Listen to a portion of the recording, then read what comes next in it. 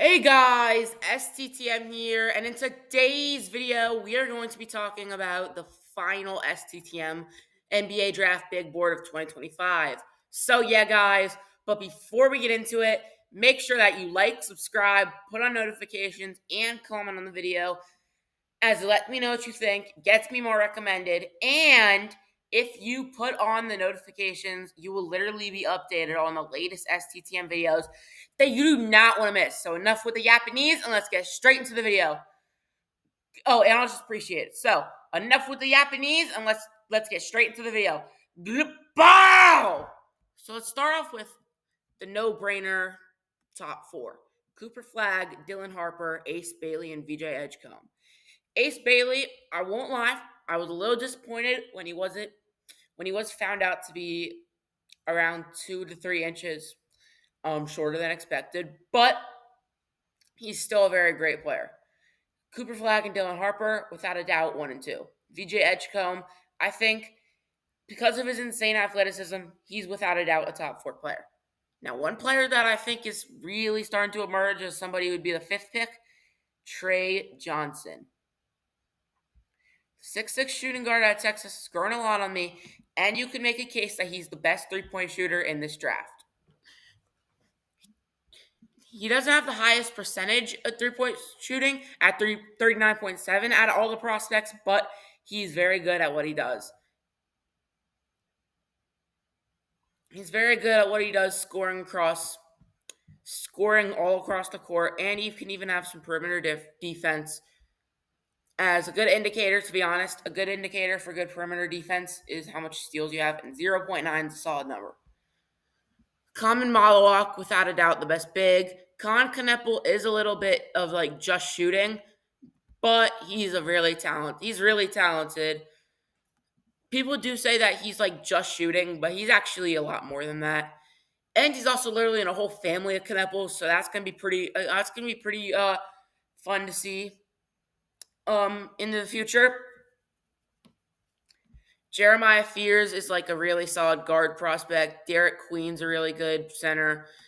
I feel like Derik Queen has slipped a little bit because I did have him like top 7, but now I have him in line 9. So that's only a small slip, but there is definitely one. If there's anybody that I'm starting to get really intrigued by as of right now, it is definitely Noah Essengay. The French prospect, he's been doing pretty well.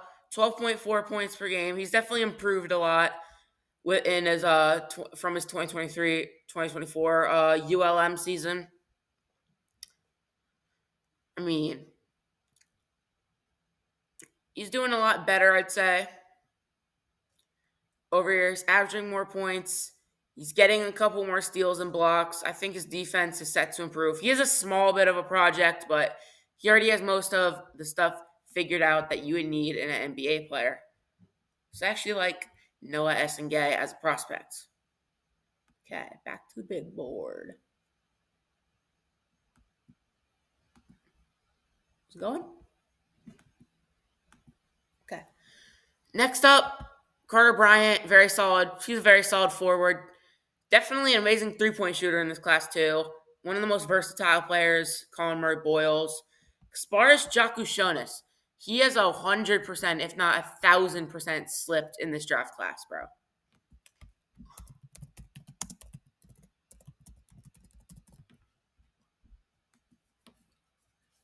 Man, he has a very solid build, too. So you can definitely still figure out everything, but he's kind of taken a dip. He's had good stats in college, but the draft process has not really treated him fair.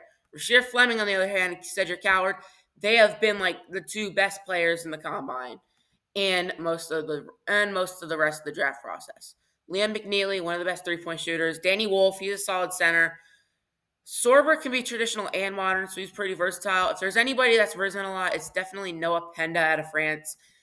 Without a doubt, another one of the best three-point shooters in this class. This class actually has a lot of really solid shooters in it, so I'll give the 2025 class their props there. Richardson's fell, but he's still top 20 to me. Clifford Newell, pretty solid. Joan Berringer's pretty underrated. Nolan Traore is pretty solid too. Walter Clayton's good. Igor Demon and Will Riley have definitely fallen off. but like they're still very solid prospects nonetheless. There's actually live rankings in this, by the way. So, and by live rankings, I mean I just put Hugo Gonzalez above there. Adil Thero, very solid. Ben Suroff is definitely fallen, but I still think he's better than players like Alijah Martin and Drake Powell. So he's still like top 32 with potential to get drafted in the first round. Cam Jones is a good player. I like Johni Broome a lot. Older prospect, but he knows what he's doing. There's another prospect I want to cover. It's Rocco Zikarsky. He's somebody that's caught my mind.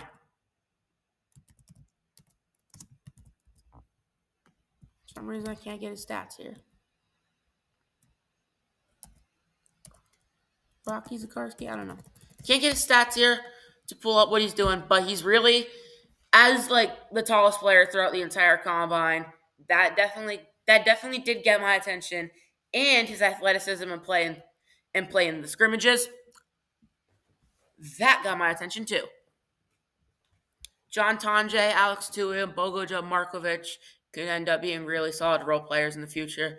Super underrated player Eric Dixon, the best scorer in all college basketball this past season. Tyrese Proctor, I did think he was going to come back once more, but I think it's a smart move. I think it's time for him to declare, he's a pretty good player. Hansen Yang, Cyan James, really solid. Cyan James definitely hasn't gotten the attention as much as the other Duke players, but man, he's a very versatile dude. Yanic Konan Neiderhauser, he's been a riser throughout the draft. Michael Ruzic is pretty good. Kobe Bray, he's like a really solid all-around scorer. Kobe Sanders, one of the most versatile players, super underrated. Bryce Williams, I think, is slightly overrated because some people have him in like the top 40, and I personally don't have that. I have him all the way at 49 instead, but he's solid. He's solid at what he does. To be honest, with the live rankings, I'm going to bump him down a little bit. Micah Peavy, really solid player. Jameer Watkins, solid versatile player. I do think Jameer, to be honest, he should have I think he should have transferred somewhere. Like, I think he would have made an amazing fit at UNC or Michigan. But there's definitely going to be some teams that I would think he would fit well on. Hunter Salas, solid player. Vlad Goldin and Lachlan Ulbrich.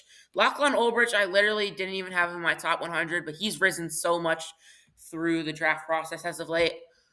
Javon Small, very good player. I like Ben Henshaw. There's Bryce Williams. Ryan Nemhart and Will Richard are solid prospects. I like Amari Williams a lot, super underrated. RJ Luis, just like Jameer Watkins, I really think he should have went to like Michigan State. I think he would have benefited a lot with a Tom Izzo season. But I do see why he would declare. Dink Pate is a good player. I like Mark Sears, though he's a little too short for my liking. Victor Locken has definitely risen a lot and gotten some fame as of the process. Izan Almansa, he's definitely got that too. Muhammad Faye and Malik Lewis are pretty solid players, but they haven't gotten too much attention. Tamar Bates is pretty good. Jalen Moore, he's all right. He's a solid player. Definitely like these 3 6'11 players, Grant Nelson, Clifford Amorley, and Dylan Cardwell. I'd say all the players past 60 are in the range of not in the top 60, but could still get drafted. I'm not sure where that range is going to end, and I don't think it'll end with Brooks Barnheiser, a really solid player out of Northwestern. He had a great season. Stat-wise, he did, and just playing-wise. From all the film I've seen of him, he's looked great. Same with Jackson Money and Caleb Grill, especially Caleb Grill. He's a really old prospect, but he gets the job done.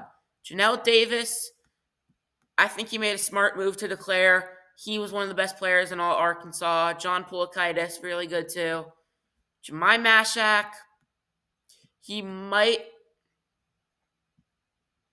I think after Jemai Mashak here, that ends the range of could still be drafted.